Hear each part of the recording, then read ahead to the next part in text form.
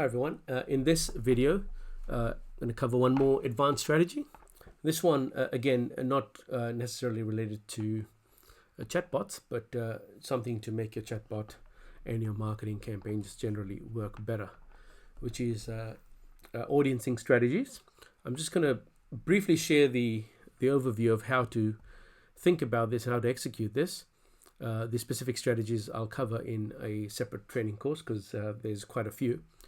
But what you can do or should do with LeadsHook is to put in your Google Tag Manager container. I'll add links to Google Tag Manager as well, so that way you can install it. Or at the very minimum, if you are using whatever traffic source you're using, say for example using Facebook ads, then you can actually, apart from adding the pixel, you can actually fire JavaScript events by using node level tracking. So over here you'd put an exit and a script, and you would put the script over here, which basically is just a view content event to push back the custom fields. As you can see, the custom fields can be added into the view content event, which you can then fire back into Facebook and or Google or wherever you want. You can fire your events into multiple platforms at the same time.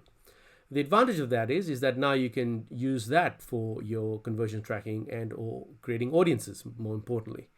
So I'll be just not so much about covering the various strategies of how to go about doing the various audiences you can do, but just to know that if you push that data into, say for example, Facebook, then you, within a few weeks from now, a few months from now, whenever you get some data about what sorts of people are converting. So say for example, in your funnel, you realize that most of your conversions are coming from females, and let's say they're over 30, then you can take that group and create an audience out of it and see what Facebook brings you back. Perhaps they'll, the algorithm will bring you back someone that is converting a very high, or perhaps not. But the point is that it gives you extra bidding or audiences or extra audiences that the machine can get for you, which you normally would not find. And that's the optionality that you're giving yourself by pushing all this data back into Facebook and Google. You don't have to use it if you don't want to, but at least it's there at some point. Say if you do realize that, well, hang on a second, I'm running out of audiences, or I'd like to try a new strategy, then you can do combinations inside all of these platforms, or most of these platforms anyway, where you can use your JavaScript events that you've already stored or passed through to Facebook and or Google and usually in a few of the other platforms too.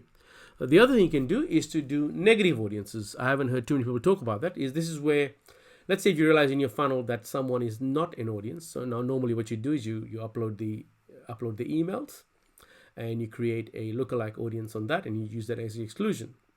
Well, the results will be different if you create your audiences with your events. Because you're not giving emails, you're giving a different source of data for the machine to work with. And sometimes the results are better, sometimes the results are not. Once again, if you do get one of these things working, it'll be 100% unique to you. That audience is not available anywhere on the planet except for what you have done. And that's the power of being able to push these things through into these various third-party platforms. All right. Sometimes they work, sometimes they don't, but it doesn't hurt. It's just a one-time thing. It takes about 2 minutes to set up, and you never know when you might want to use it. All right. So I hope that gives some idea about why you want to be doing this as a tracking, so that it allows you to do some advanced audiencing strategies at a later date.